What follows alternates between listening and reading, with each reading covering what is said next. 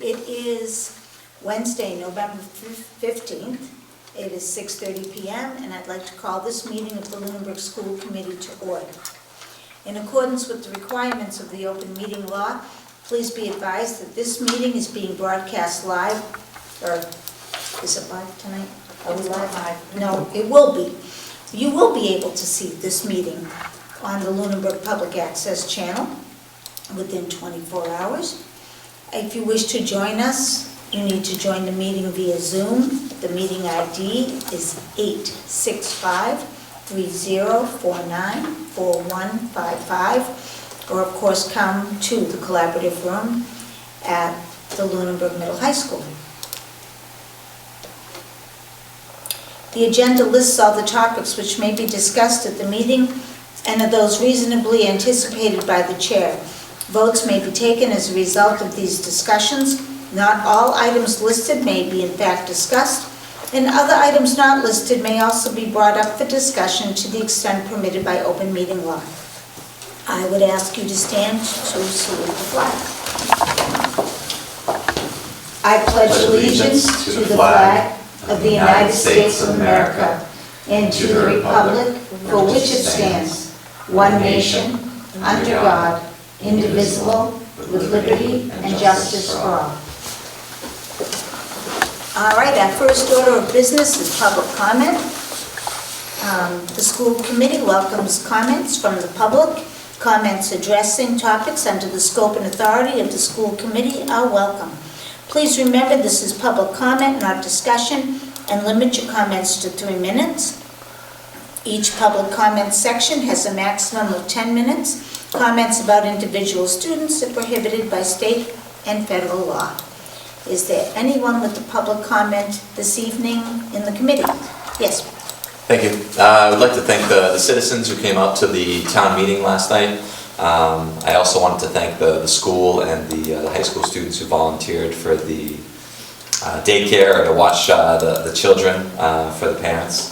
My wife and I found that very useful. And the kids were great, and the kids had a great time too.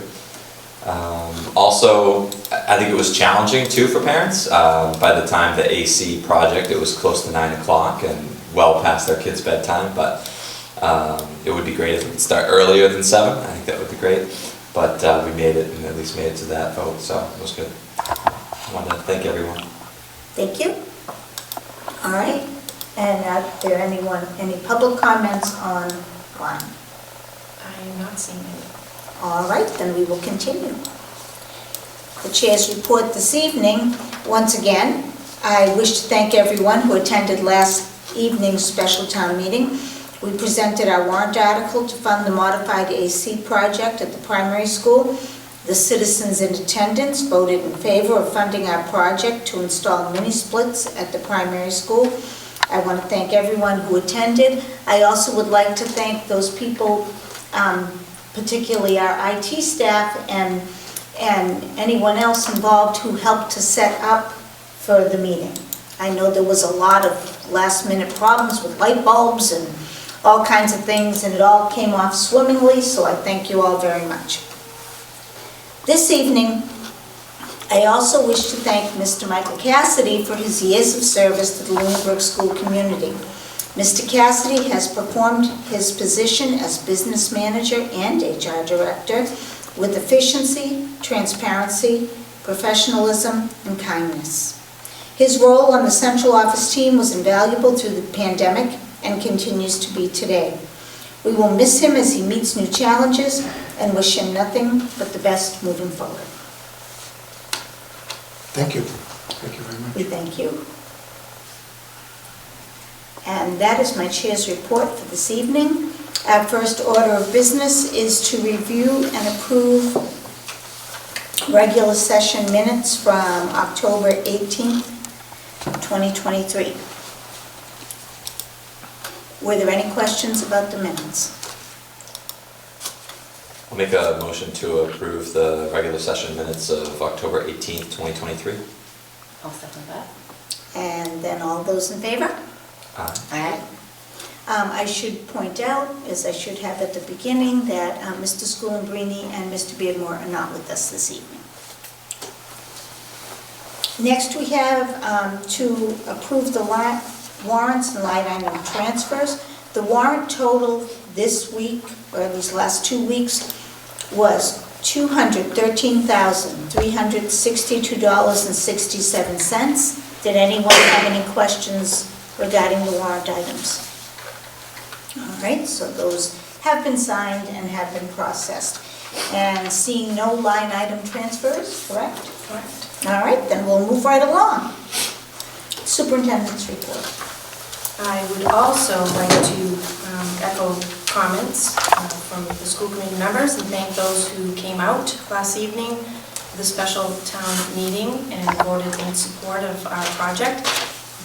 It was a journey, and hopefully when students and staff return in late August, they will be appreciative of the efforts of the members of the community who supported the project. Let's see. Actually, I also want to thank the members of the Green Community, the Green Community Committee. We look forward to working with them on the possibility of funding phase 2 of our AC project and any other projects that might be on our capital plan that would be eligible for green community funds. I also would like to give an update on replacement for Mr. Cassidy.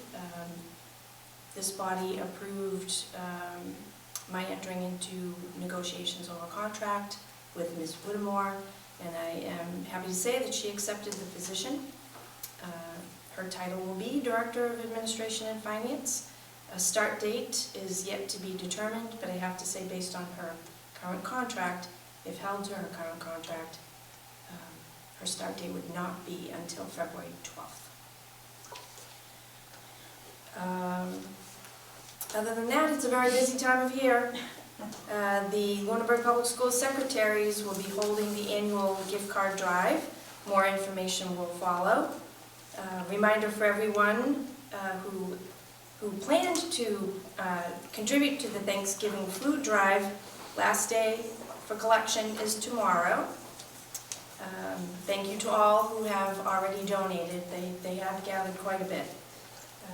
Our annual tree lighting is scheduled for Thursday, November 30th, as we typically have it the Thursday following Thanksgiving. It will be at 6 p.m. at the gazebo on the Lower Common, and every year we hope that Santa makes a return visit to Lunenburg, so we'll keep our fingers crossed for that for this year as well. Some additional reminders. Wednesday next week is an early release to start the Thanksgiving recess. As a reminder, schools and offices are closed on Thursday and Friday, the 23rd and 24th. Also as a reminder, the school department will present to the Capital Plan Committee on Monday, the 20th. And the next school committee meeting will be on December 6th at the Town Hall at 6:30, and that will be hybrid via Zoom. And that's all I have for this evening. Thank you very much. All right, and we have no student here. Do we have a student online? We do not. All right, well then I guess we will not have a student report this evening. We will move on to the FY23 end of the year report. Mr. Cassidy. Good evening, Mike Cassidy, Business Manager. So in front of the, could I just share, Madam Superintendent? In front of the school committee tonight is the annual submission of the end of the year report. Part of that is a signature of the chairperson of the school committee signing off on the information that's been provided. This looks very different than the annual budget that you approve. This document is a DESI document. It documents revenues, expenditures per local accounts, revolving accounts, and grants. So in front of you, or in the folder, there are two files. One has the revenues, and then below that is the local expenditures. And then the next document is a summary of the expenditures for grants and revolving accounts. It's a lot of information. It is audited by an independent auditor. This data goes into a much larger database on what a district might spend per student, allocations for instruction per student. This is really a drive of accountability, financial accountability associated with instruction. So they basically come in to make sure that the numbers are in the right, are allocated into the right section, and that all the money is accountable for. So this is not an audit of following Chapter 30B, or that could be disclosed, but that's usually done in the town audit. Our audit has different purposes. So, like I said, this is a lot of information, does not print very well. So I apologize for that. Let me just, let me share. So there is a lot of items. It does a lot of the data coincides with the DESI codes that you see on the local budget. It's just kind of totaled amount. And it's not by school, it's not by location, it's by district.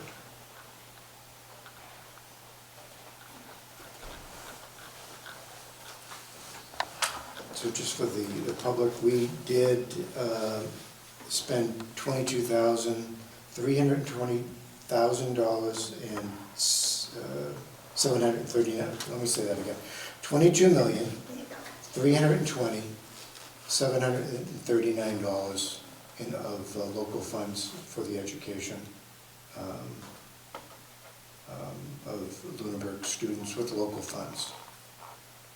The next document documents how we spent the money in Title I, a special education grant, combining some of our title grants. ESSER grants are included in these totals. This is a summary of our expenditures.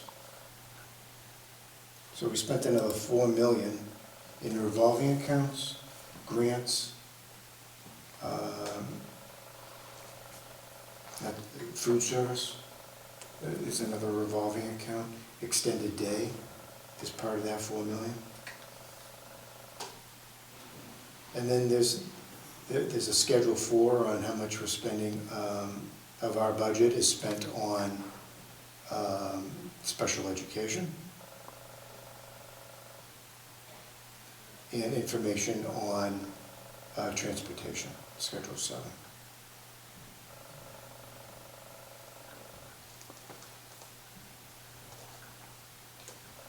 I would like to say it's just as easy, just put these numbers in these little boxes, but there are all these data entry points of per school that tie into this master file. So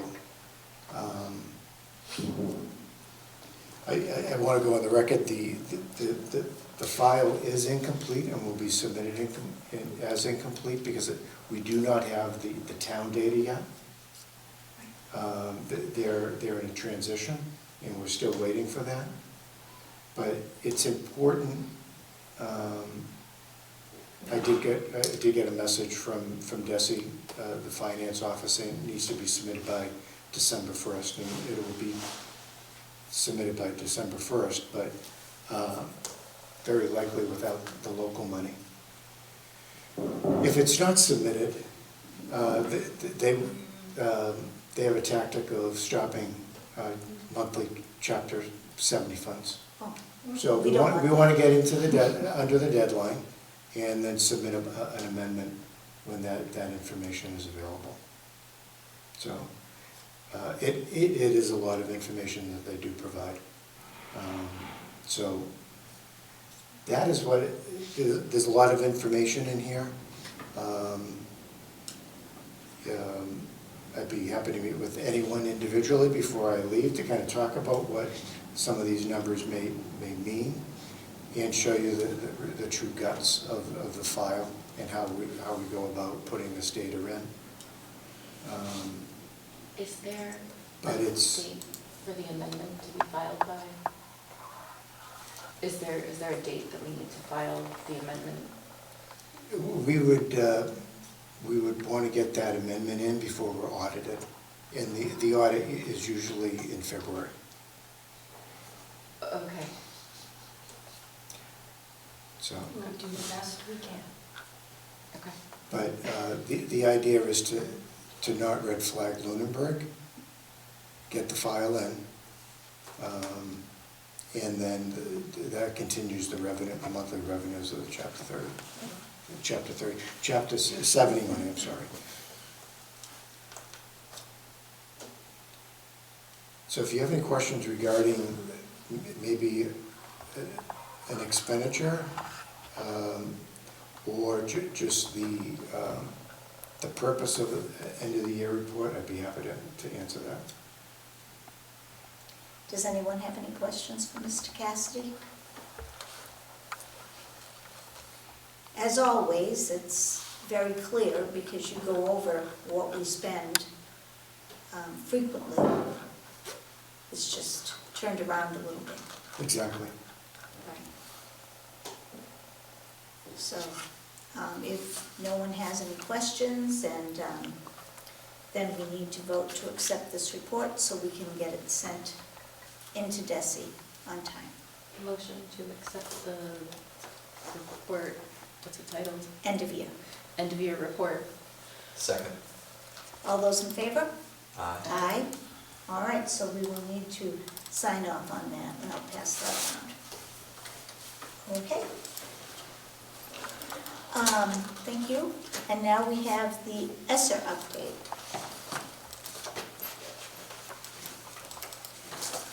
Once again, Mike Cassidy, Business Manager. In front of the school committee tonight there's no action tonight on the ESSER. It's just trying to align the updates with the closure of the grant next September. But we are definitely on target. We're back on target of not overspending. Okay. But it's the will of the committee on how you want to manage this. Probably after January, some action should likely be done. Or maybe February. There is an overage of, in the tutor line. So there is a deficit of $22,671, and that's taking tutors 3.75 hours per day for the rest of, every day until the end of the school year. If they call in sick, then that number goes down, or if it's a professional, if it's a half day, they don't come in, that'll free up some more money. In the memorandum, there is an error, and I just want to clarify. We've had we've had a resignation of a position in ESSER, and we're in the process of evaluating applicants and rehiring for that position. So that position has been vacant, which has created a surplus under the instructional salary position. The position identified in the memorandum is a social worker. It's actually a guidance counselor. Because the guidance counselor had the appropriate license and was moved from a guidance counseling position into the social work position. So, And she was previously a social worker last year, and we're likely to get guidance counselor positions more applicants for a guidance counselor position than a social worker position. So as the weeks go by, that creates more money available for that. There's $300 left over in stipends, and then the fringe,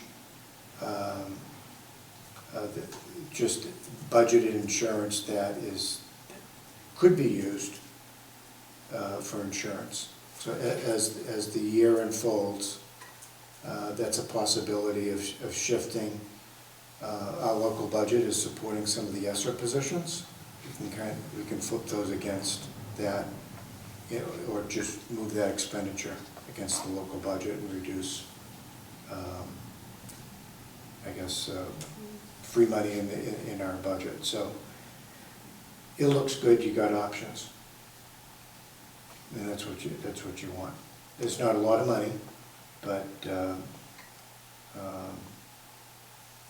I think a few more months into the school year, things will be more clear for the school committee to make a decision. No action is needed, just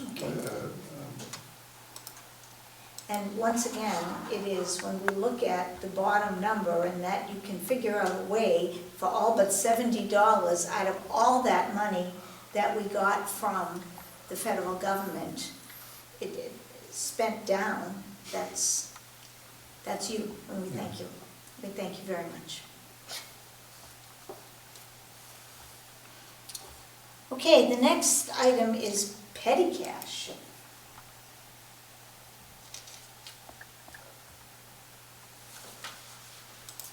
So this evening, Liz Peterson is also on the line. So I'll see if she's available to hop in here. Hi, Liz. Let me unmute. Hello. So what happened was Town Hall contacted all town departments about petty cash reconciliation. There's a larger town agency account that all town departments' petty cash accounts flow into, basically. And they sent out a listing of all of the town departments' petty cash accounts and asked us to verify those accounts and to see if we were aware of them, first of all, and what our balances were, that type of thing. So from this listing, I looked at everything, and basically we found out that there were 3 that we did not know about, that we were unaware about, and that had actually been inactive for more than 10 years. And those were a special services one, a school committee one, and a home economics one. We used to have, for years and years in Lunenburg, a home economics class in our middle school. And we no longer had that, probably more than 20 years ago. That was stopped. So, but they still had the petty cash listed. But no one knows really what took place with these accounts because of turnover of positions and that type of thing.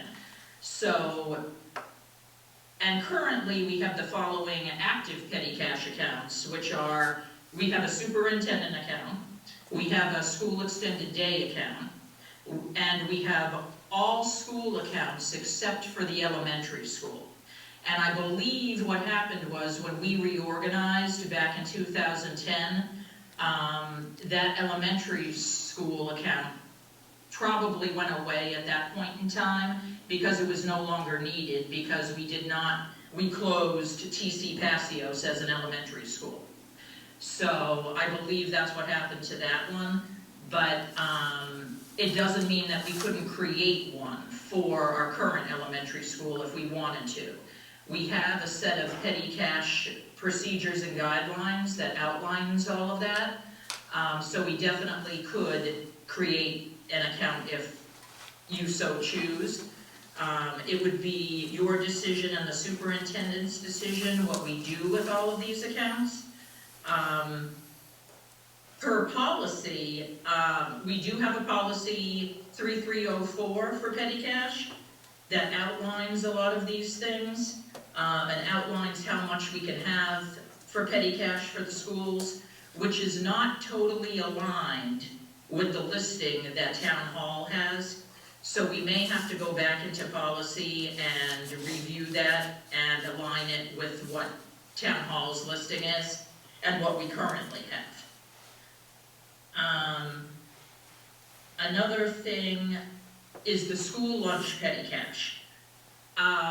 When Ms. Lorenzen, the food service director, was hired, she was never told that there was a petty cash account, and we're not even sure if Town Hall at that point knew that there was a petty cash account for school lunch. It was only for $100. So what Town Hall had told her to do at that point is to just follow the reimbursement process if she needed to be able to buy something for one of the schools and then get reimbursed. So that's the process that she's followed all of these years that she's been food service director. So it's up to you whether we keep that account or not, because she's very comfortable with just using the process that she's always used, and Town Hall is fine with that too. So that's up to you as well. But no matter what decision we make with these accounts, what the town treasurer is telling us is that we have to reconcile them. So what we would have to do is take money out of our budget lines to be able to reconcile each petty cash account that is listed. And then we could make a decision whether we want to close some or not. So that's pretty much it in a nutshell. So we would just have to decide exactly what we wanted to do with these accounts, and we could move forward with that with Town Hall. Liz, can I ask a question? Sure. I'm not familiar with how all this works. Why would, do we have to backfill the petty cash with money from our budget? Why would our budget money be involved with petty cash money? Because each of us have a petty cash account that we use within the schools and the superintendent's office. So let me give you an example, and maybe it will be more clear. So in the superintendent's office, when John Londa, our director of facilities, was here, he would sometimes have to send things out for repair, and they were small items that you would only use for, say, for postage for sending out these items. It would only, say, be $25 or so. So instead of going through the process of putting through a PR for this and all of that, he would come to me and say, can I please use petty cash for the postage? He would go to the post office, send out the item, and bring me back the receipt. Once I had the receipt, then I would put a PR through our petty cash account, basically from the line, from our budget line that he gave me, which was a facilities line, because that's what he used for repairing the clock.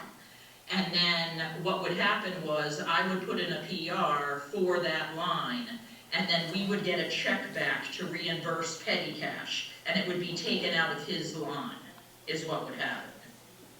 And just for So that's how the process works. Thank you. Just for clarification, the way our Director of Food Services has been working all these years, she purchases out of her pocket and then submits a form for reimbursement that goes through the warrant process.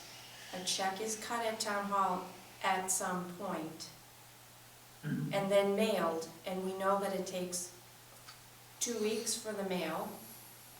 So it may take her literally months to be reimbursed her own money, the way we've been doing it without petty So- cash.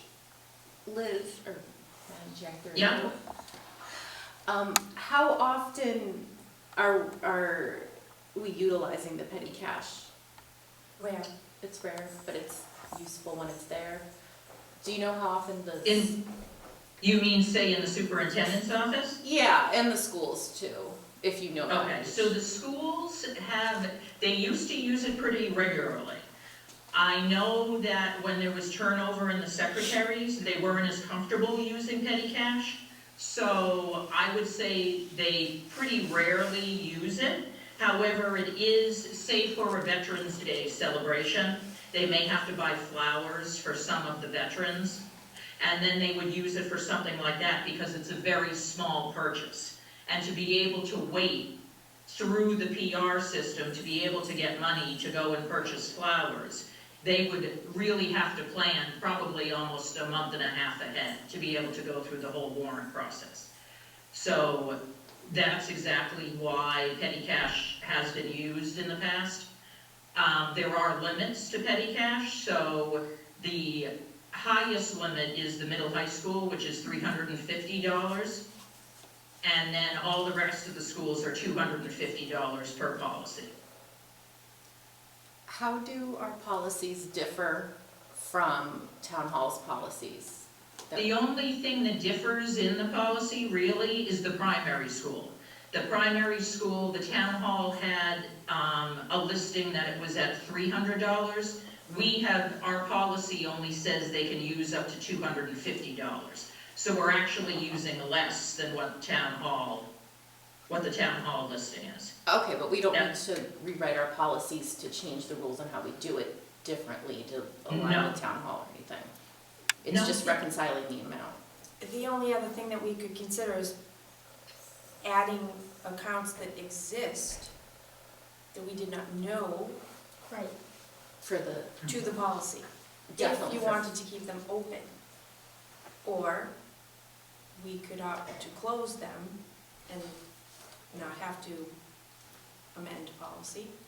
What would the argument be for closing them? Well, we're clearly not using a home ec Home one. ec. Well, yeah, I mean, the home ec one and Yeah. the school And the committee. school committee one, we haven't used since I've been here. Although I mean, I could see like And flowers or. since I've been in the But the position, superintendent's office That's usually does that.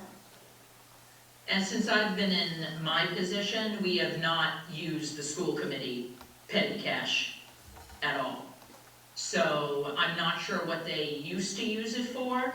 All of these petty cash accounts were created in 1996, according to the town treasurer. So I'm not sure what they were being used for at that point. And then there was a special service one that you didn't know was there, special services.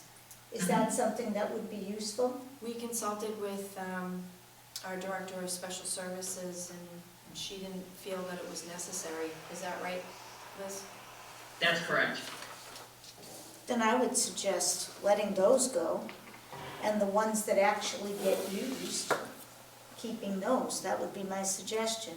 Brian? Yeah, my suggestion also would be to send the policy back to the policy subcommittee to review, as well as having the superintendent reach out to her administrators, the principals, and food services, to make sure that everybody's on the same page before we finish policy.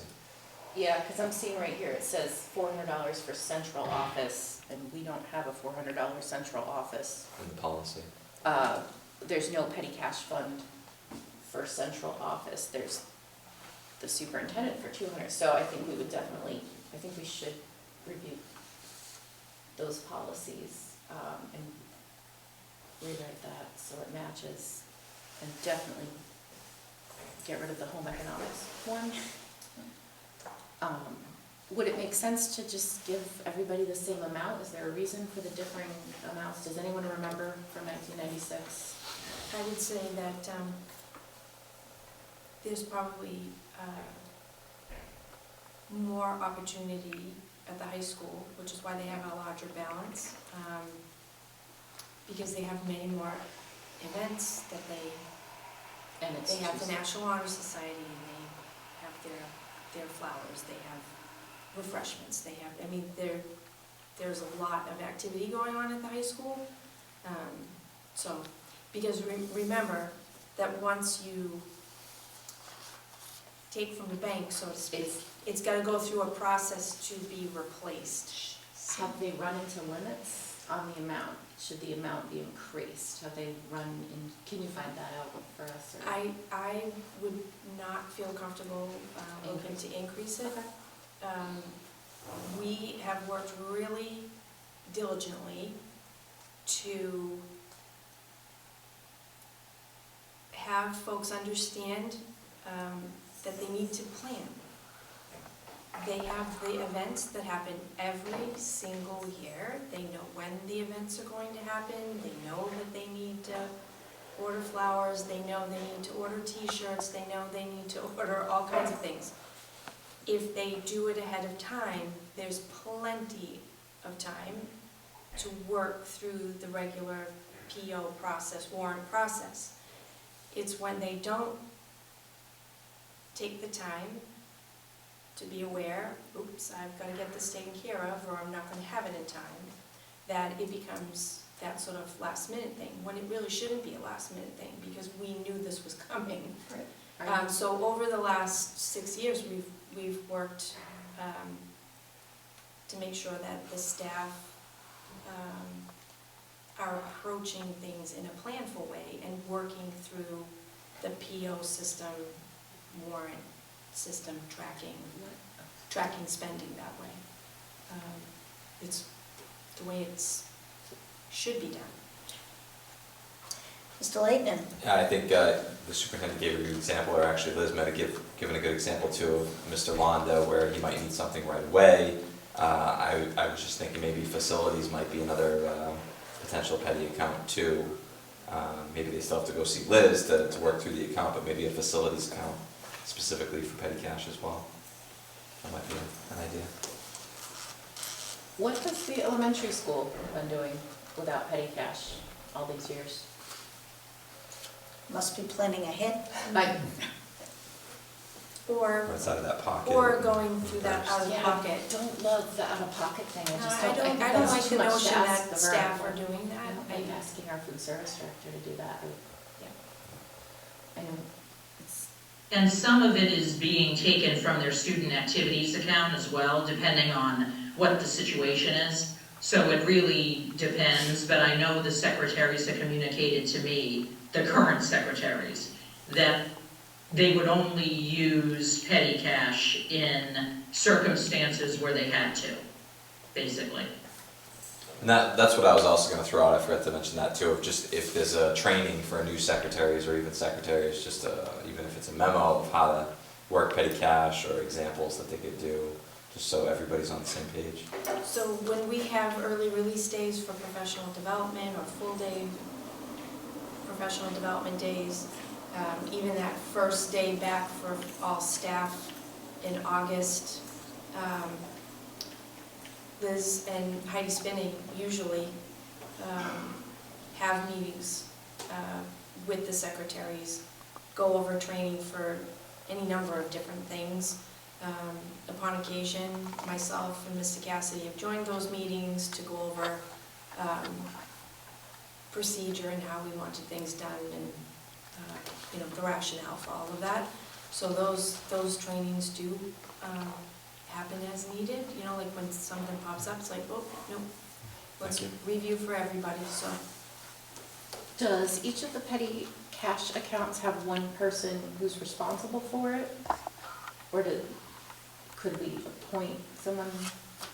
So typically, How does that work? ultimately, it would be the principal of the building that has the responsibility for it, but the actual management of it day to day, so to speak, would fall to the secretary, the lead secretary in the office. Similar to my office, the account says superintendent's office, but the actual workings in and out of all of that, Liz handles. So if we need to close out the special services school committee and home economics one, correct me if I'm wrong, there's currently money in it or a number in it, and we would have to, We would need to be sure that there was money in it in order to close it. It had to be Right. at that full amount in order to close it. So if you put money into it in order to close it, when you close it, do you get the money back? Unfortunately, it goes into the larger town agency account, is normally what happens with it. Well, so for the home economics one, I think we could just rename it. I was just gonna Turkey say, can we Hill one, rename some And of these for, current and for the accounts? school committee one, we just rename it food services, and for special service, can we just rename it facilities? Facilities, something like that. Or, probably not, whoever needs, Or increase the amounts as needed. and that way, we would just be renaming those three things instead of closing them out. Okay, can you just repeat that again? Oh. Home economics would become the elementary? One would become, because there would be, I believe, three we had talked about. There would be the Turkey Hill Elementary, facilities, and food services. Well, food services, they already have a school lunch one that has the limit of $100. Now, what Ms. Lorenzen told me is the way that she does it now, basically they have a base of $130 currently, is what she works off of for all of the schools. So I don't know if we would have to, if we kept the school lunch account, maybe we would have to increase that then, if you still wanted to keep that, or the other option is to just allow her to do the reimbursement process like she's currently doing. So I'm not seeing the food services on here. It's lower down in the menu, I'm sorry. It's lower down in the memo that I explained the food service one. Oh, there it is. It says the current food service director was unaware this existed. She was using a separate process of reimbursement where Right.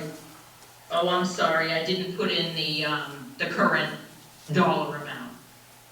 The current dollar amount, according to town hall, was $100 for that account. So is there a school, so there is a school lunch petty cash, Yes, currently. but she But wasn't, it's inactive is what I'm saying. okay, because, so she So, wasn't using right. it, but it does exist. Yes, In the, excuse me, in the eyes of town hall. In the eyes of town hall, but not in our budget. Or not in our policy. Okay. So in the eyes of town hall, it exists.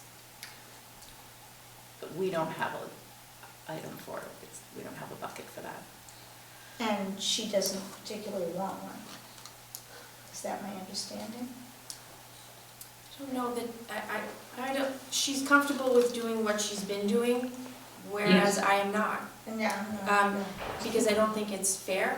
I think it's a burden that someone has to assume. And just because she may be comfortable doing it, our future food service director at some point, after Nadine Right. retires, may not feel so comfortable doing that. I think that's a lot to ask of someone to spend their own personal money, even if they are reimbursed. It's just, it seems, especially right now with what's going on at town hall, it just seems like we're asking a lot of her. So then, so I see multiple things. One is we want to rename some of those, and that we want to go back to policy committee and make sure that it's tight with what we want to do. So, And there's the budget aspect of it, and too. we don't want to close them out because we don't want to have to pay the money back to close them out. That seems silly.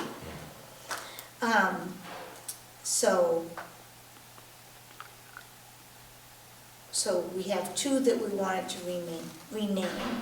We have school lunch that we don't have to rename because there already is one. So is there some other need for a different one, or do we just close out one of them? Close I out. think if we want to keep them open, even though Mrs. Hanscom said she didn't see a particular need for the special services one. We could leave it open. My thinking on that was there may be a time that the ACE program may need to Maybe buy something. Mhm. some stock of some type Yeah. for some of the projects that they're doing. Does You allow may for remember more. that I told you that they do a coffee cart at the schools. They take orders, food orders, coffee orders, and they're at the school, each school, 1 day a week. So, should they expand some of their work-type offerings, there may be a need for it at some point. So, rather than lose the money. Yeah. And we I lose think- nothing by keeping it open. Exactly, and I think reminding the special services that the account's there and the options and training for it. And then, yeah, I think we Yeah. go primary and facilities for And the I, other and I do accounts. think it's important so that this doesn't happen again, where as there's turnover in offices, sometimes simultaneously, and then the history gets lost and people aren't aware that these things Sure. exist. If it's in our policy, what our petty cash accounts are and how much money is in them, it's far less likely to fall off the radar. So I do think it is important for us to go back and revise policy.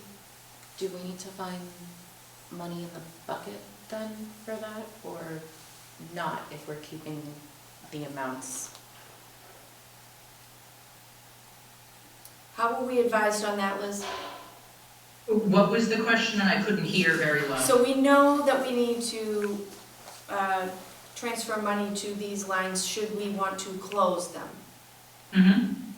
If we don't want to close them right now, I think they're trying to reconcile everything, so they would still want the money to be transferred over for these accounts. Is that accurate? That was my understanding. I can go back to the town treasurer and talk to her more about it, but that was definitely my understanding from what she said in the emails back and forth. So I think, it's really the inactive ones that we didn't know existed we'll certainly need to address. But if we don't close them, then that money's Okay. still ours. So that makes sense. So we'll address the rest of it in policy subcommittee, when we can get posted. Okay. So do we need to have a vote on that? It was an action item? A I think, motion I think just to reflect that we're gonna keep, that we're going to keep open, these we accounts will- open and, rename some and address. And then the policy subcommittee will bring it to you guys as a policy. so if somebody wants to make a motion that says that?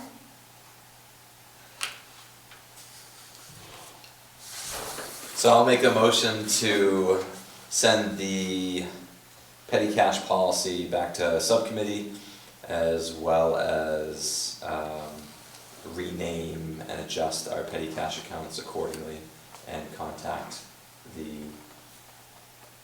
town offices as needed. Second? All those in favor? Aye. Okay, Thank you. all right. Thank you very much. Thank you, Liz. Thank you for keeping track. Student activity class accounts. So we've been doing some cleanup work.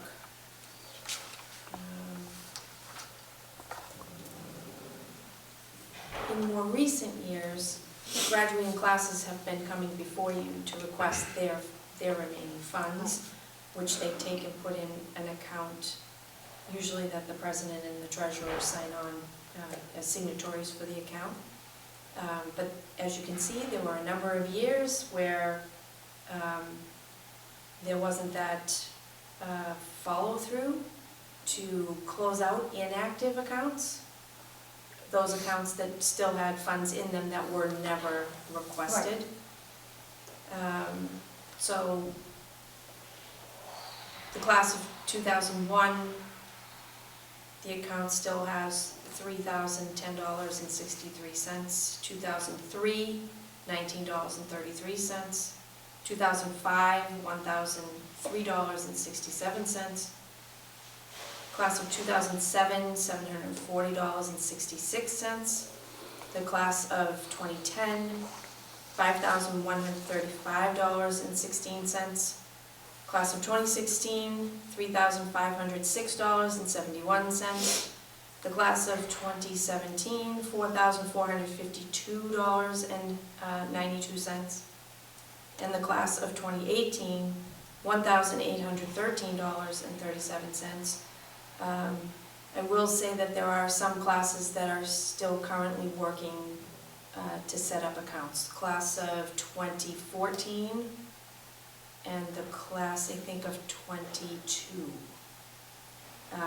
But we've been in communication with the advisors, and they are in communication with members of the class officers. So those may come before you at a little later date if they don't take any action to transfer the money. So in total, you know, we have over $90,000 here that we can close out these accounts. And given the conversation of the members of the committee over the course of the last year relative to equity and access, some of the larger, more expensive field trips abroad, our recommendation is that you consider taking this money and keeping it in the student activities account, but put it into a line designated for scholarships, where, you know, students with some financial need may be able to earn a scholarship. Of course, we would have to now come up with guidelines for how that would all be determined, but at least having this account would be a start in that direction. So I don't know what your thoughts are on it. Maybe you have other thoughts as to where you would like to place this money. So traditionally, classes use the leftover money for reunions? Yes. Or sometimes they create scholarships and they fund the scholarship every year through that bank account. Or class gifts? Well, they use the class gifts, and they make those decisions before they graduate. Mhm. This would be, after they've made those decisions, the remaining monies that the class did not vote to expend elsewhere, they usually request and they open an account and they take it, and then they do have access to it for their 5-year reunion or 10-year reunion or whatever other. Has anyone tried to get in touch with the classes? Yes, we really did.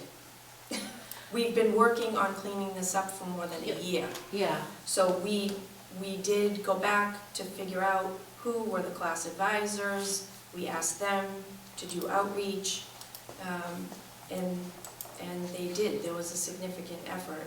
Are the class advisors, I just feel this is, They're aware that Yeah. these monies exist, and they are able to contact anybody. And quite frankly, by policy, Yep. the time has The long time is gone. oh expired. yeah, it's just, I mean, the class of 2001 clearly is not gonna use this money because their 20th reunion was several years ago. Class of 2003, their 20th reunion is this year. They're probably Well, not coming back from that. They're probably not coming back from that $19.33 really isn't going to do $19.33. much for them. But like class of 2018, that's a little more recent. Were they unable to find anybody to ask, or In some cases, the students they weren't just said, no, willing. thank you? Huh? If it's past policy and, But we haven't done this since 2001, we haven't cleaned up class accounts. Apparently not. no. So I think in looking at this, if due diligence was done in trying to contact the groups, and no one moves forward, then I think using this to defray the cost of some of those very expensive field trips is a very good use of this money. Personally, just my thought. Unless, I can't imagine, but unless someone listened to this and said, oh, that's my class, and came running up, I would, I'm a little nervous about taking action tonight. I almost would want to give it a month, or, give it until our next meeting. Or only take action on the class account older than 10 years, who obviously are not going to come back and use it for a reunion. I think making the specific connection to that the money should go specifically to the field trip accounts. I think I would like to hear the other two members' opinions as well about this. So I would make a motion to table this for the next meeting. Second. okay then. All those in favor? Aye. Aye. All right, so we will bring this back, and that will give a little bit more publicity in case anybody looks. And one of those is my daughter's class, but I don't think they want the $19.33. So, I do love the idea of the field trip cost, because I feel that the field trips, especially the DC ones, those are, yep, a lot of okay. students enjoy those. Well, keep in mind that this is high school student Oh, activities this one's high account, school, so so this would be the high school trip. Yes, these would be high school trips. Okay. All right, and so then we move on to donations. And just as policy, we bring forward donations for you to accept, and we reach out every year to the advisors of the class following the float parade, because oftentimes there are companies or families that make donations to the class for materials for their float. So we do have a listing of donations that were provided to the class of 2027 for this year's float.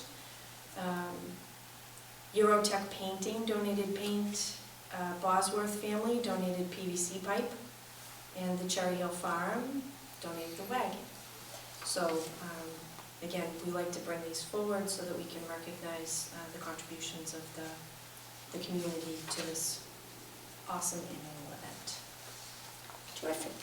I'll make a motion to accept the donations with gratitude. Second? All those in favor? Aye. Aye. All right, that's terrific. Thank you very much. All right, so moving along here, we have athletics report.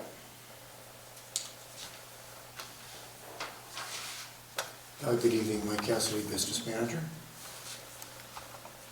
So in front of the school committee tonight is just a summary of the athletic program financially. So let me just do a share.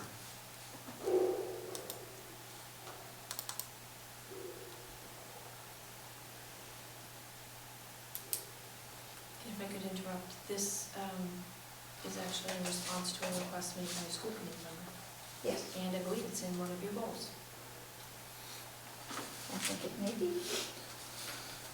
So the budget sheet, so there's two files, there's a memorandum and then there's the budget sheet.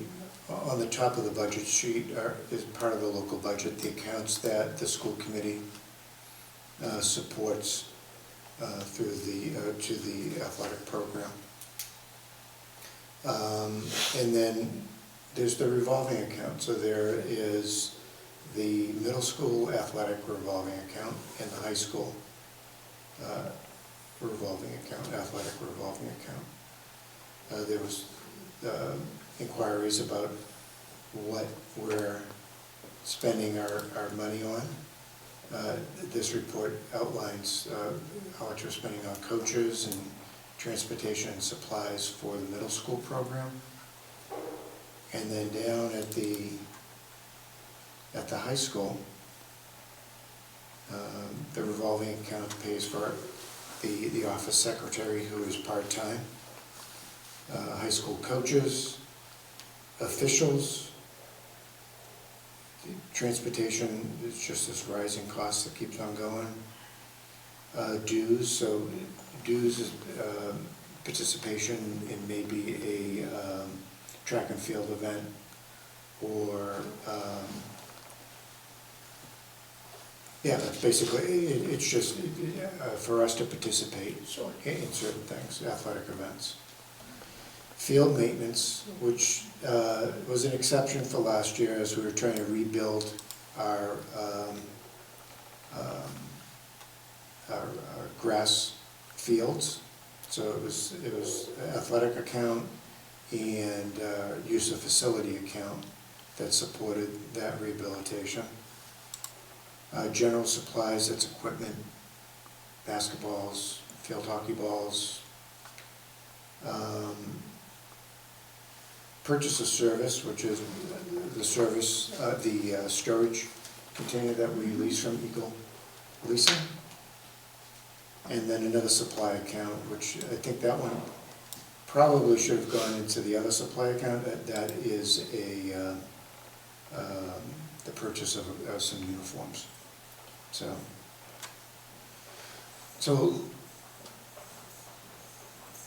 this is a bigger conversation, but it looks like the middle school athletic program probably is due for an increase in participation fee. It's not meeting the expenses. What is the current participation fee for the middle school? That I don't have, and I'll get to a point I was gonna make, and it's in the memorandum, is that this is really a financial update, not necessarily a participation or enrollment update. And I can't see any booby traps or anything that are coming, and I think the athletic director will probably have some insight on that. So the high school revolving account does have a balance that rolls forward every single year that supports that program. So it is healthy right now, but at some point in the future, maybe 2 years from now, is looking at reviewing the charge. I know $250 is a lot of money for families, but that amount has been $250 since I've been here, and our costs have gone up and up and up. And it's the looking at the amount that we spend on officials is pretty impressive. And those are officials that referees, anyone that attends the game as an active referee, official, that's what they're paid for. And we only pay for home games. So maybe we do all away games or reduce that, I don't know, but. But then the transportation goes up. And then the transportation goes, so it's a catch-22. So this doesn't get down, and the data is there, it is in Munis. How much are we spending on officials for football games? Right. Or even fall sports compared against spring sports? So, I think for a football game, there's multiple officials. For a basketball game, there's probably 2 and a scorekeeper and whatever man in the clock, right? So lower costs. So, but the data does exist to do that analysis. I just have one other question that I know Mr. Beardmore would ask if he were here, so I'm going to ask it.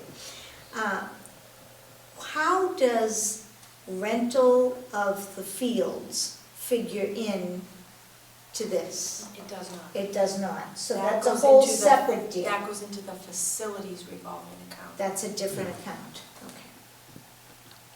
when we rent out our fields. Right. So some of the things that, that are impacted, so the revenues. Mhm. So I did get some information from the athletic department. So last year, we're still chasing unpaid students. So last year, the athletic department, it was the first year for our Mr. Bigelow. Mhm. There was some transition within the office for secretarial support. Mr. Bigelow is seeking that money. The unfortunate thing is that it's going to be a revenue for FY '24, not FY '23, so it may, once that money comes in, it may be a little bit higher this year, but the idea is to get the money.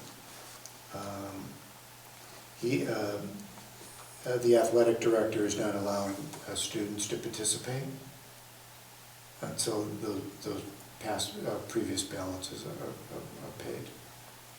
And the unpaid balances have nothing to do with the adjustments that we make for our low and income students. And that information is also in this memo, season by season. Mhm. So those students are exempt from paying that amount. As I said in my closing remarks in this, is really, the business office doesn't have the trends on student participation. It probably should be looked at.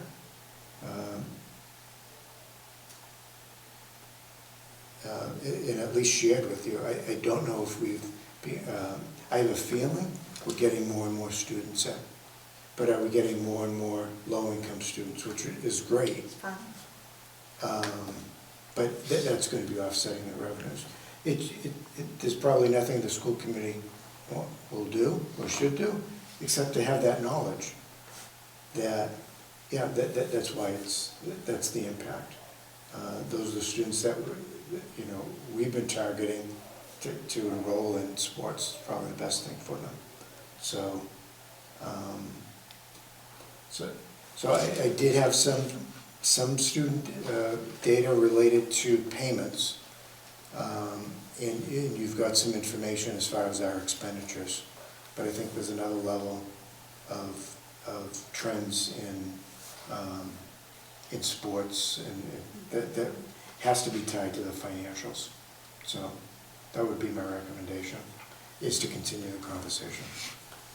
Would your recommendation be for a self-sustaining program where the revenue is covering the expenses? Most districts support the athletic department. You usually see an athletic director, and there's usually some support in a local budget that goes to the running the athletic program. As you get closer to trying to reestablish that amount, I mean, it just might be too much for families, right? And then you're going to have to. We do support some salaries and about $100,000 of expenses for the program. And what we've been doing in the business office is use the local money first and then go into the revolving account for other things. So,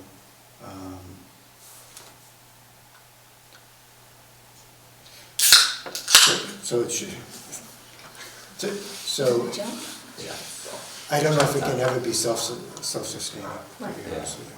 I think we need to meet with the athletic director too soon, because I have some questions about student participation. So that, we have a seasonal report on participation, so there'd be another one. Actually, Before long. it might actually be at the next meeting that Right. we have an athletic participation report. I'm also curious how many of these unpaid accounts from fall '22 are from seniors who graduated. cannot say. But I can provide you a bit of information from the earliest question asked this evening, because we have the benefit of having the secretary for the athletic department also serve as your recording secretary this evening, and she messaged me that the middle school athletic fee is $200. Okay. Well, thank you, that was. Thank you. Wow, is she on top of things?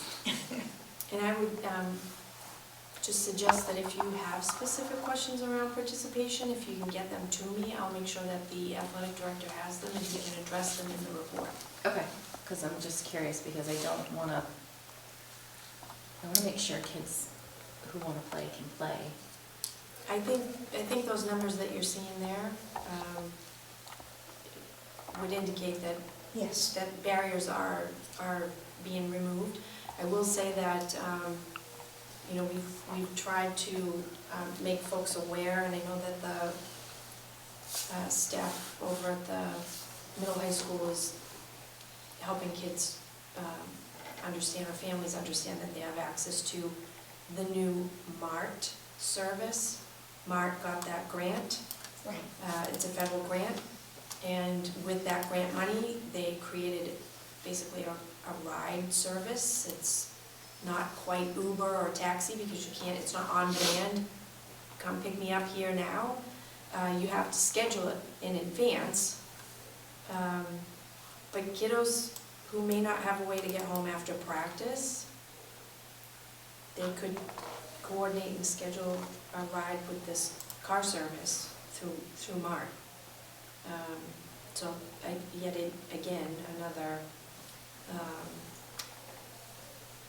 tool available to families to kind of help get over some of the barriers that might keep kids from participating in athletics or other clubs after school, or honestly staying after school for help and getting themselves a ride to a job after school if they wanted to.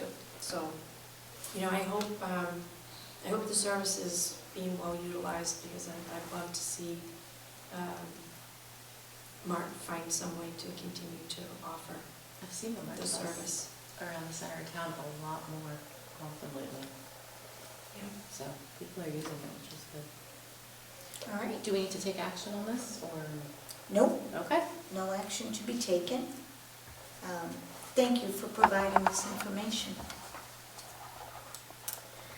Next, we have FY24 grants. I just wanted to take this opportunity to make you aware, as we're going to have some transition in our business office, and the office may be vacant for some period of time.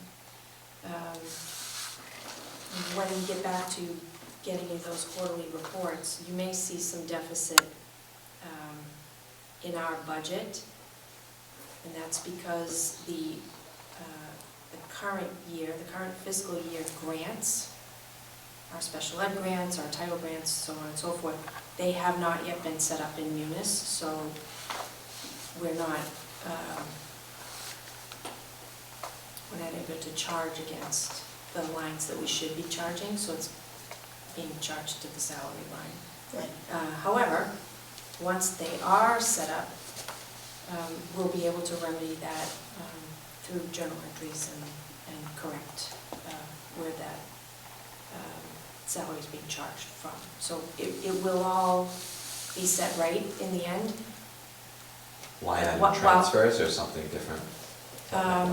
Something different from a line item transfer, because the account needs to be set up. The money from the federal government is there, but we can't charge it to that line in Munis because it doesn't exist yet.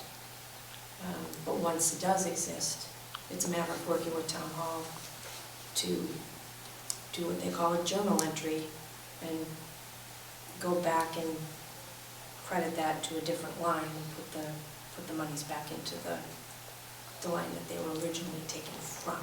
Is this because of staffing, or is this a yearly budget thing where it just takes time to populate the No, it's a grants? staffing challenge. Okay. But while Mr. Cassidy was here to answer any of those questions for you before he transitions out, and we don't have anybody in the office for a bit of time, if you had questions, No, that's what it is. Mr. Cassidy. Go right ahead. I'd just like to add a comment about the line item transfers, which have been coming to the school committee, have not been put into Munis yet. So when a report is presented, or that's not reflected yet. So once again, the finance office is in transition, those will eventually get in there. We don't know when. And the But same is they have true- they have everything. Right. The same is true, any revenues that have come in, like User fees. the gates, receipts, they've been deposited, but those deposits have not yet been entered into Munis, so we don't have an accurate picture of exactly where some of our revolving accounts are at the moment. But again, once they're fully staffed and back up to speed, those things will remedy themselves. But again, since this all has a connection back to finance, I just wanted to make sure that, you were aware that as Mr. Cassidy is exiting, there are some things that are a little bit behind or in limbo. We're not worried about it. It will be remedied, but I just want to make you aware. Okay? All right. Then moving on. FY25 budget development.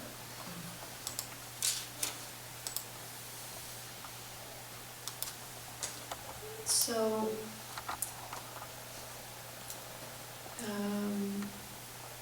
Mr. Beardmore,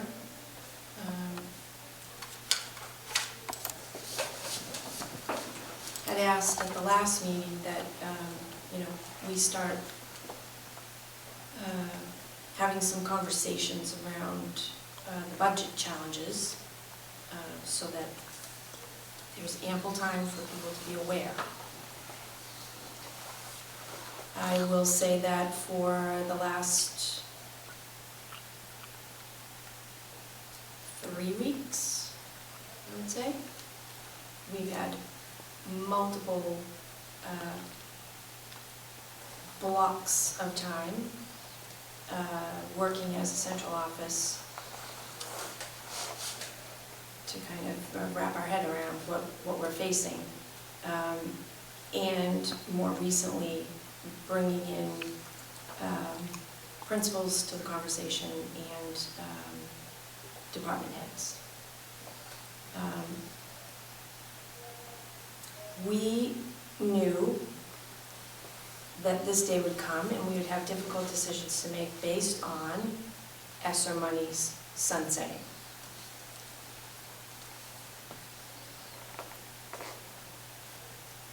That experience would have been a cakewalk compared to what we're actually facing. We have said for 2.5 years in every public meeting that we've ever had that we were not going to be coming to the town asking for the money to keep all of our ESSER positions. And we're not. However, there are factors that are compounding things significantly, and we are facing a much bigger challenge than we have been prepared to face for the last 2.5 years. So with that, do we want to share some slides? Sure.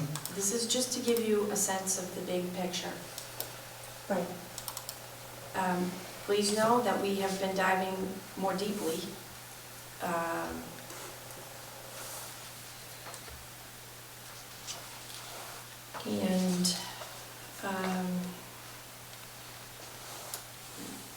It's significant.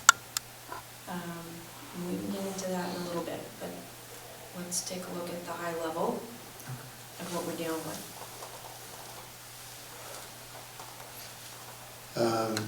Okay, so the first slide just talks about, and this, you've seen this format before, our bottom line with the 2.5% increase. This would typically be the amount that we'd be looking for. And let me reiterate, I'll say it maybe even one more time, we're not asking the town to fund all those ESSER positions, so maybe it'll sink in. But we do have some challenges. So we started, and these numbers are high, okay, because they include the ESSER positions, because we want to know exactly, we want to put everything in a basket and then start removing the positions. So we are contemplating keeping some ESSER positions with the result of eliminating another one. And we don't know what those are, but these are the discussions that we're having. So contractual increases and adding ESSER positions, they're in this proposed number. Department heads, this is an amount that has been funding at a school choice that needs to go back into the local budget. And then the salary reserve, which is an amount that we're anticipating that will be used for negotiations for teachers and paras. And educational upgrades. Educational upgrades is when a teacher moves within the salary schedule, and there's an amount budgeted to that. So that's about $1 million, that's $1 million increase. 1.7, yeah, about $1 million, so we'll keep it as that. Once again, that's it, that's everything in the budget. And we know we're not going to have everything in the budget. We are going to be cutting positions. The kicker this year is the expense budget, so non-salary and wages. Health insurance is projected to be 10% increase. Out of district tuition, we're expecting a $60,000 increase right now. General education transportation is going up $68,000. Sped transportation is going up $100,000.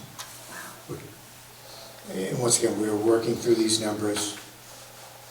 Utilities between gas and electric will be going up, and technology, which is the purchase of Chromebooks and laptops.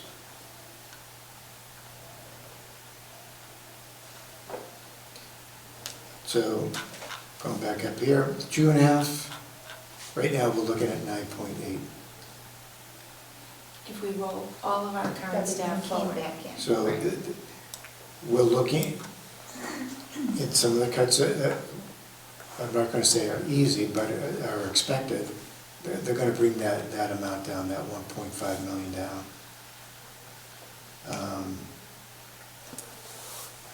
Those amounts also don't include grants, so in revolving accounts. So it's full expenses, full salaries. So we're going to take those positions, that expense that goes against a grant, that one goes against another revolving account. It's just spreading. Really, it's zero-based budgeting at the best level. You're looking at everything and finding a spot for it. It's a lot of work. The schedule that was presented, the salary, the budget schedule, the budget is still going to be presented in January, but all the behind-the-scenes stuff has been going on for a while. The capital staffing plan will be presented at the proposed budget. Yeah, That's what we're because the recommending. challenge, typically we present that in December, and it sort of gives you a sneak peek at what you might anticipate we're trying to work into the budget or otherwise fund in terms of staffing positions. If I were to present that in December, my thinking on this is that FY '26, we're gonna be looking to restore positions that we cut. FY '27, we're gonna look to restore positions that we cut. So for me to roll that out in December is gonna create an awful lot of stress and panic when things maybe haven't been quite that fine-tuned yet. So I'm proposing that I approach that in tandem, potentially, with the budget presentation in January. So it's November 15th, the budget is due, you'll be voting on this budget in 4 months. Okay. 4? Yeah, March. Yeah. So unknowns, multiple unknowns, I mean, we've said that, we say that annually when we bring it in January. There's a lot of unknowns in January. There's especially a lot of unknowns in November. So good, bad, or indifferent, there's a lot of unknowns that are calculated in here.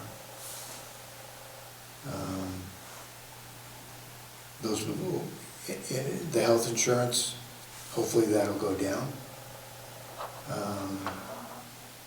But that's a cost that is potentially going to increase at 10% annually. So in other words, it's not looking really rosy for FY '26 either. So, to use Dr. Burnham's word, it's not a panic situation. We're really looking at every position, every account, every service, and making a determination whether it's going to be in the budget next year, for next year. Under FY '24 expense total for health insurance, is that the health insurance increase? That's the health insurance increase. Okay, everything else was marked increase, so. Okay, yep, apologies. Oh, no, it's fine, I was just wondering, that's a big increase. And I just noticed that too, thank you. And just for context, the ESSER money total that we would be losing is in the ballpark of about 650,000, not 1.5 million.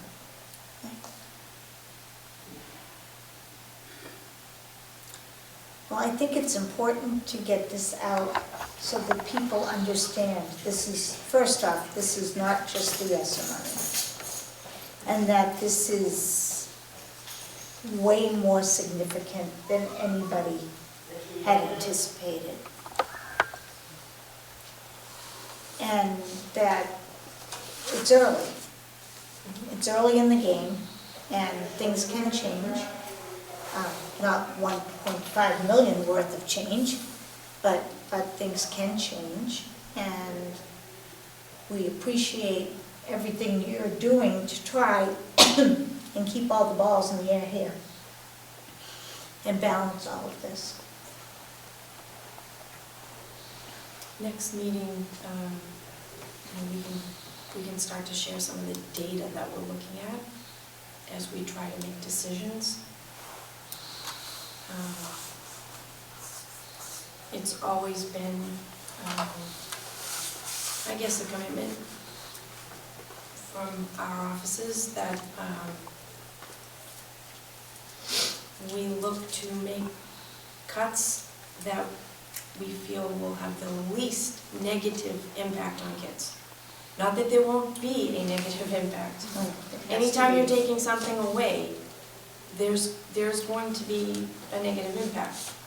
But we really try to be thoughtful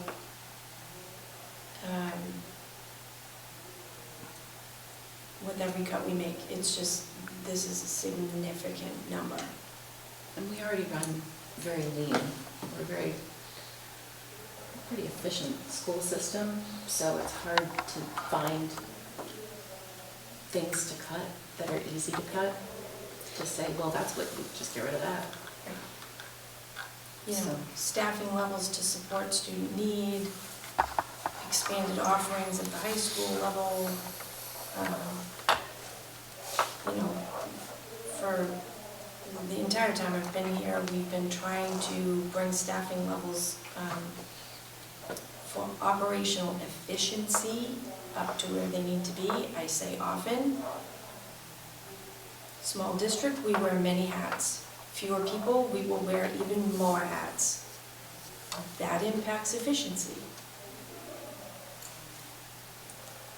So, Just to put in a little perspective, the 2.5% increase that we've been getting from the town every single year will basically cover our insurance. So no one gets, if no one gets raises, none of our services costs go up. You know, the increase will cover the insurance. You give or take a 10,000. And that 10% increase is affecting town employees, town budgets too. So it's just not Lunenburg Public Schools. And quite frankly, that percentage is hitting other districts as well. That's not a Lunenburg rate. So,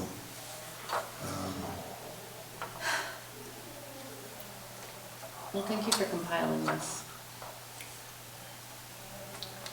Well, and I think it's good as we go along, as you travel on this journey to, you know, keep us abreast of what you're discovering or figuring out or whatever.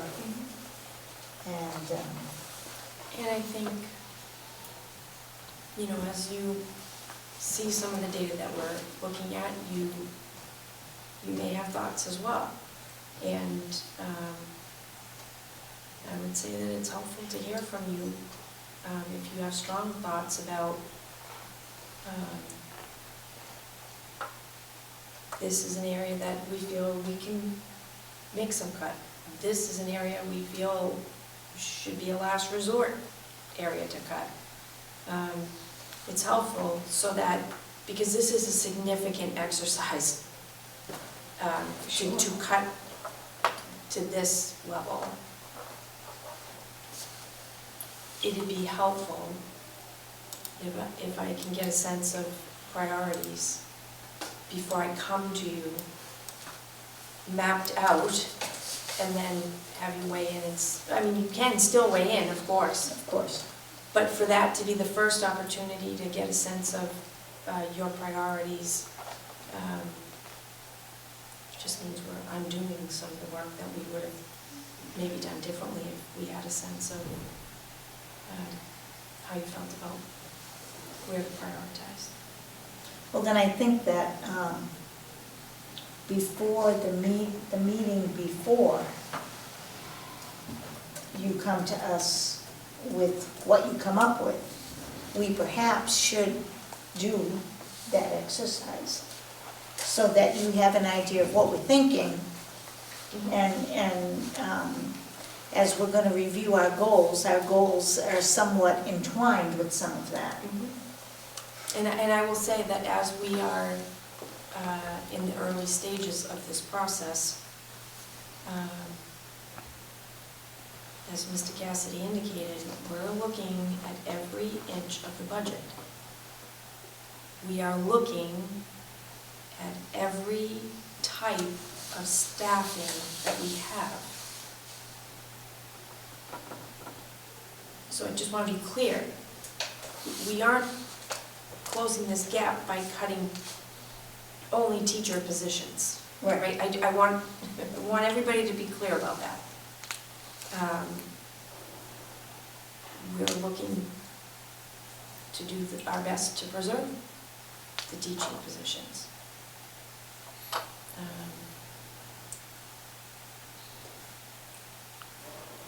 But we're not going to be able to get by and close this gap without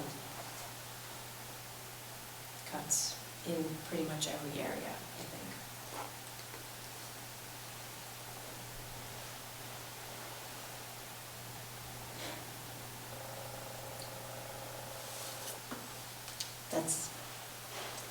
That's the bottom line. I mean, the numbers are what the numbers are, and nobody likes to do that, nobody likes to talk about that, nobody likes to envision how that will change, what our kids see every day. But And it's just, we've worked hard to make progress and put things in place, and we've started to see that pay out in terms of student achievement. right.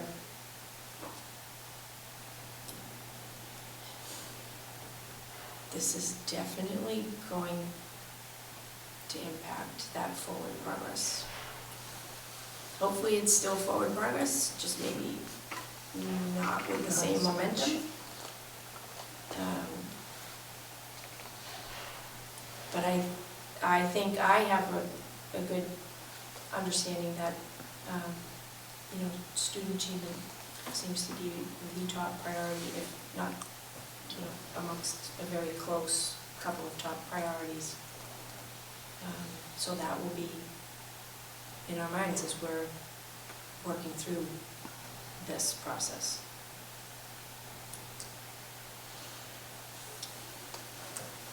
Okay, then, anyone else have anything to say? I guess a couple things. I would like to see, and it doesn't have to be immediately, but I think a letter from the school committee to our legislators emphasizing our concerns and seeing if there's any way that they can look to increase educational funding from the state. And then the other thought I had was just on the first slide, talking about the school department budget, 2.5% increase. I feel like that's the typical 2.5% increase, but maybe looking at something like a zero-based budgeting where like principals and even department heads really have to justify the increases that they need to make and going through all those line items. That is 100% happening, 100%, guaranteed. Because there's just so many things that we're gonna have to consider and prioritize, so. Thank you. Okay, we can put a letter on the agenda for the next meeting, and I'll draft something. Thank you. They need to know what's going on anyways. Okay. All right, well, thank you. Thank you for your work, Mr. Cassidy, and all of this, and thank you, Dr. Burnham, for organizing all this and your team's work and continued work in this very difficult and depressing endeavor, for lack of a better word. I mean, let's get it out there, Minus our That's what it is. our greatest asset. right? So, okay then, we will move on. Committee reports. Does anyone have a committee report? We've got your goals first. Oh, sorry, see, I jumped over the stuff, see, we were talking about goals, I just flew right by them. All right, goals. What we wanted to do, and I don't think this will take long, is we just wanted to check in and make sure that we were meeting or attempting to meet what's here along the way. So the first goal is budget, as we were just talking about this, that the budget we approve supports prioritized programs and provides the students of Lunenburg with the best possible education opportunity. So our action step was to consider the superintendent's proposed budget paying close attention to funding in the areas of differentiated instruction, equity, family engagement, and priorities established by the school committee in light of sunsetting ESSER funds. And then it states that we will collaborate with the superintendent during budget development by making priorities known. I think we're doing that. Check. All right. Number 2 is policy. It is the goal of the school committee that updated relevant policies will be developed, approved, and put into practice. Policy will be reviewed and/or developed in the areas of equity, family engagement, and athletic head injuries. So we have some work to do as far as some of those areas, but we've gotten started. We did a lot of equity. There were a lot of that, so policy. Well, I think you could even look at the policy that we are sending right now to policy. That's really equity and making sure everybody has petty cash, and that option. That's true too. That's true too. Okay, and goal 3, it is the goal of the school committee that all business executed is done so in a transparent manner and is communicated to members of the school community and the community at large. Information regarding differentiated instruction, equity, prioritization of budget items, athletic funding and sources, plans regarding Turkey Hill Elementary School, and all of the school committee topics will be presented in open meeting with necessary documentation available on the school website. So we appear to be doing that, I think. So it looks like we are in decent shape on these. Dr. Burnham has said that she will put this back on the agenda in a couple of months, and we'll look at them again. Thank you. And as we go through this agonizing budgeting process, we need to keep pulling this back up to remind ourselves of what those priorities are. Anything else on goals? I like the idea of seeing it again. I think we can even update our calendar. I was actually just looking at the calendar to see where the budget fell on and see if we need to talk about that. But I think maybe having that as a permanent place in the calendar might be a good idea for the future. Yeah, because then we will keep looking at it, because there have been some years on this Yeah, committee just forget that about it, yeah. the goals were forgotten about, and then it's like, oh gee, did we even do that? Mhm. So, yeah, it's a good idea to keep bringing them back. Okay, so now we're on to reports. The Turkey Hill School Advisory Committee met yesterday on the 14th. So Turkey Hill's doing well. There was a slight schedule adjustment. The 4th and 5th graders have now been having recess before lunch, which Principal Squire says is working well. Kids are coming into lunch hungrier, and there's a lot less food waste. So kids are eating better, they're eating healthier. And she hopes to expand it to 3rd grade next year if the master schedule permits. So they're going to look to the schedule with that in mind, that the kids like having recess before. And I can report from a 4th grader's point of view, they like it too. Veterans Day looked a little different this year at Turkey Hill due to the building capacity issues. The students held an assembly and they honored staff members who had served, including our Mr. Hebe, our facilities director. And they were excited to see which of their staff members and teachers were veterans. Coming up next week on Wednesday is the Turkey Hill tradition of the Turkey Trot. Permission slips are due in on Friday. You need to fill out the permission slip because they do go off campus a little bit, so parents need to fill out a permission slip. And they are looking for parent volunteers to help with crowd control and management. So if you would like to volunteer for the Turkey Trot, please contact the main office, the Turkey Hill office, for more information. You'll need a valid Cory on file. Parents can also go and watch and cheer from the stands for their student. The food drive is still collecting canned corn and canned green beans at Turkey Hill. And the advisory committee is starting to review the school handbook. We talked about restructuring for more quickly finding information in the handbook and making it easier to understand, especially for non-native speakers. Our next meeting will be December 5th. Thank you. I thought that was great too, that they were sharing even pictures last night. I saw pictures of even Peter Beardmore, who had served in the high school, so that was nice. I did have a finance committee meeting that was on November 13th. It was just before the town meeting. They did introduce their 6th member to the finance committee. Mr. Passios is back. They basically wanted to review a few articles, or the town manager wanted them to review a few articles and Article 1, there was a few changes, the numbers were amended. So before, they had a 4-1 vote because Mr. Gray wanted to wait on the numbers, and then they voted again, it was a 5-0 for approval. Article 2, also they voted 5-0 for approval, and then Article 3, they deferred earlier, so they also voted 5-0 for approval, and that was it. It was a very short meeting. Okay. The master planning community meeting was held at Smokestack Roasters on the 2nd of November. Many individuals who are new to the community and or new to local government attended. And so that was really nice to see different faces there. That was pretty exciting. Too. Yeah, we had some little ones along the way too, Yeah. yes.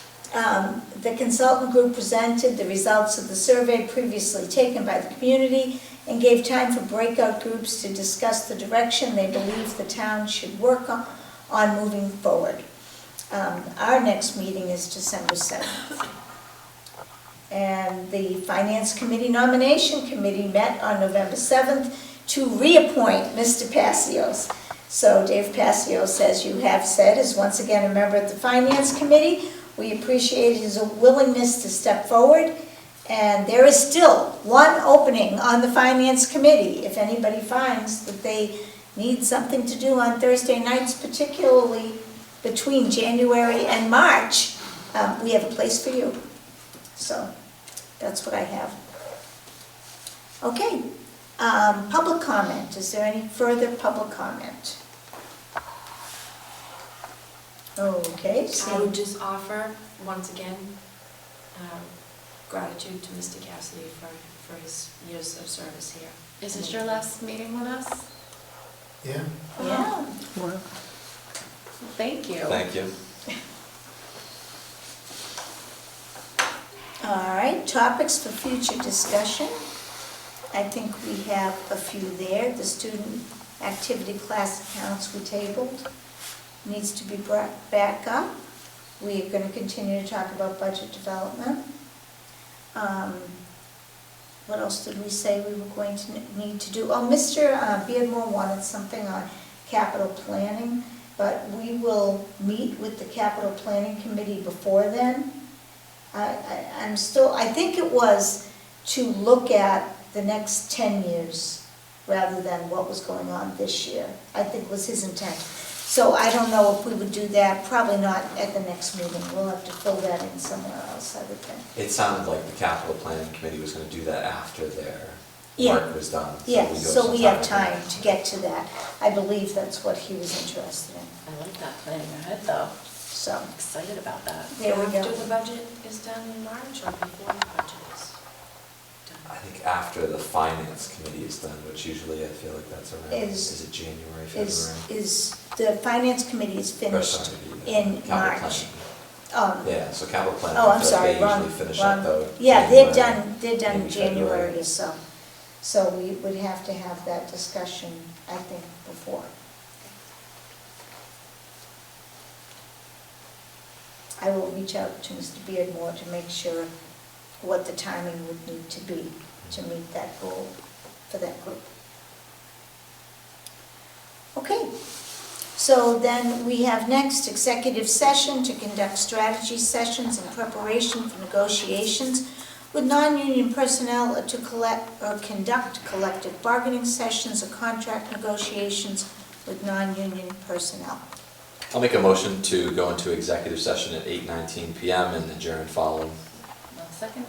All those in favor? Aye. Aye. Aye.